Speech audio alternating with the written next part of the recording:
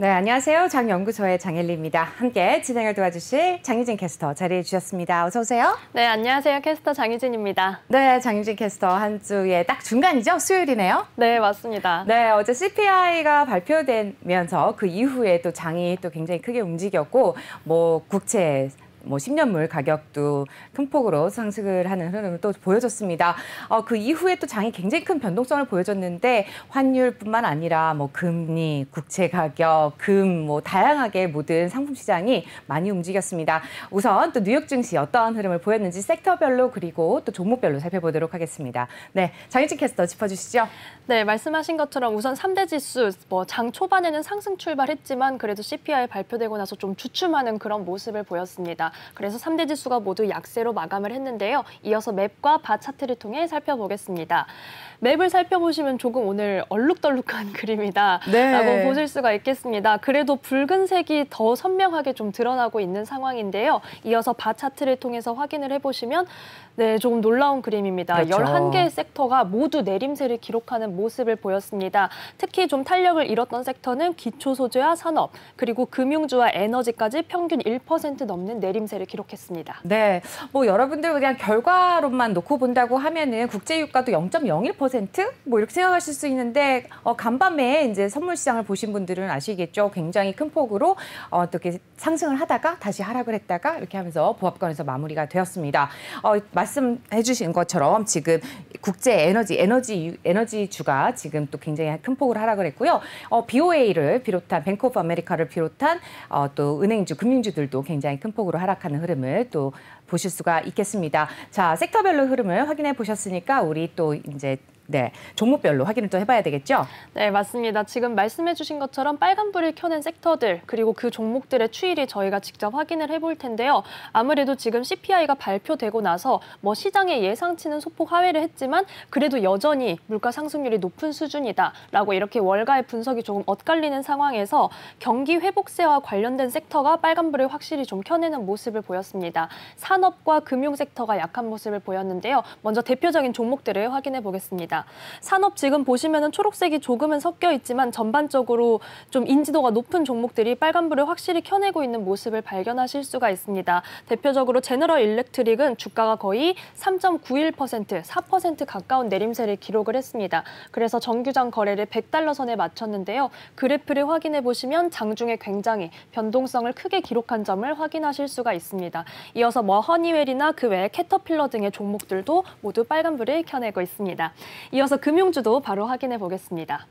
네, 금융주는 어땠나요? 네, 앞서 뱅크 오브 아메리카를 말씀해 주신 것처럼 주요 은행주가 지금 웰스파고를 제외하고는 모두 선명한 빨간불을 켜내고 있습니다. 먼저 JP모건 확인해 보시면요. 1.75% 내림세 속에 정규장 거래를 157달러 선에 마쳤습니다. 역시 그래프가 굉장히 오락가락한 모습을 보이고 있고요. 이어서 뱅크 오브 아메리카는 2% 넘게 낙폭을 가져가면서 정규장 거래를 39달러 선에 마쳤습니다.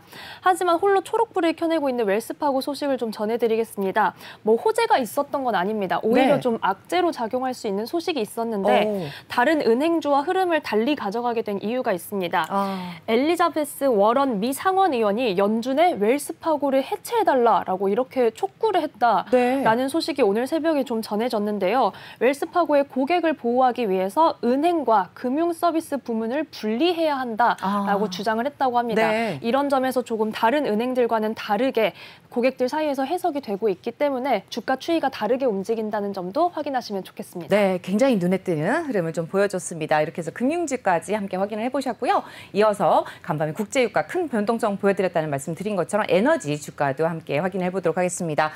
에너지 주가 역시나 빨간불이네요. 네, 어제 오랜만에 초록불을 켜냈었는데 결국은 오늘은 이렇게 빨간불을 켜내는 모습을 보였습니다. 대장주인 엑슨모빌과 쉐브론 모두 1% 넘는 이런 하락세를 가져갔습니다. 엑슨모빌도 1.43% 내림세를 기록했고요. 이어서 쉐브론도 1.81% 내림세 속에 96달러 선에 거래를 마쳤습니다. 유가가 말씀하신 것처럼 올라왔다가 오히려 보합권에 머무는 모습을 보였기 때문에 오히려 종목에 있어서는 조금 약세로 판단이 되고 있습니다. 네, 이어서 또 에너지주에 이어서 우리 또 애플 또 우리 뉴욕 증시를 딱 이끌고 가는 대장주죠. 애플. 앞서서 저희가 또 전해드린 바가 있습니다.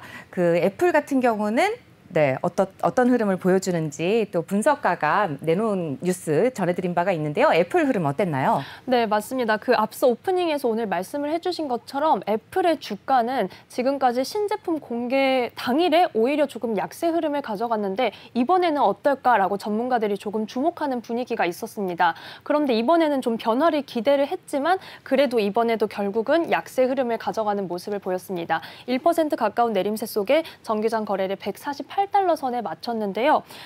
우선 우리 시간으로는 새벽 2시에 이 행사가 개최가 되면서 아이폰 13과 그리고 애플워치 7 등 다양한 제품들을 공개를 했습니다. 그런데 아이폰 13 같은 경우는 우선 배터리 수명 그리고 그래픽 구현 능력이 크게 향상됐다고 합니다. 하지만 외관상으로는 큰 변화가 없어서 아무래도 소비자들이 느끼기에 확실한 혁신이다라고 보기에는 좀 어려운 점이 있었습니다. 특히 국내 소비자들 같은 경우에는 주목했던 부분 카툭튀라고 하죠. 네. 그 좀 돌출되어 있는 카메라 디자인에 대해서도 계속해서 주목하는 분위기였는데 이 점도 그대로 유지되는 것으로 사진으로는 판단이 되고 있습니다. 그래서 좀 전문가들 사이에서도 혁신성이 부족하다라는 평가가 나오면서 아무래도 주가가 약세를 면치 못했는데요. 저희가 하단 자막으로 애플 아이폰 13 관련해서 일정도 보내드릴 테니까 이 점도 함께 확인해 보시면서 주가의 추이도 확인해 보시면 좋겠습니다. 국내에서는 10월부터 판매가 시작될 예정입니다. 네, 애플의 주가도 함께 확인해 보셨습니다. 앞서서 전해드린 것처럼 애플의 주가 같은 경우는 좀 더 장기적으로 이제 다시 상승하는 흐름을 보인다는 점, S&P 500과 함께 주가 추이 제가 전해드린 소식 함께 참고하시면서 2개월 후, 3개월 후, 그리고 6개월 후 뉴욕 증시 같은 경우는 특히나 주가 이제 미국 서학개미분들, 네, 미국의 주가에 이제 투자를 하시는 분들 같은 경우는 장기적으로 배당에 투자를 하시는 분들 이런 쪽으로 가시는 게 맞기 때문에 샀다 팔았다 하면 환율 차익도 있으니까 참고하시기를 바랍니다. 네, 애플까지 좀 확인해 보셨고요. 이어서 마이크로소프트 확인해 보죠. 네, 말씀해주신 내용 중에 힌트가 오늘 있었습니다. 배당 관련한 소식이 나오면서 마이크로소프트가 초록불을 켜냈고 애플이 좀 약세를 가져갔지만 그래도 마이크로소프트 덕분에 나스닥 지수도 낙폭을 줄여냈고 기술주가 그래도 전체 섹터 중에서 가장 적게 하락했다라고 볼 수가 있겠습니다. 마이크로소프트에 대해서 모건 스탠리가 배당금 인상 발표할 것으로 예상된다라고 이렇게 조금 발표를 했습니다. 지금까지 마이크로소프트는 11월 배당을 앞두고 배당금을 계속해서 좀 인상하는 그런 추이를 가져갔는데요.